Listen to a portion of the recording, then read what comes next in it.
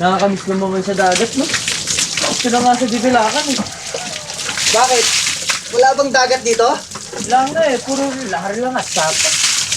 Di ba may nakwento sa akin si Mama nung bata pa raw siya? Mahilig daw siya pumunta ng mga waterfalls dito. Waterfall? May naghahanap sa inyo. Hello? Uy!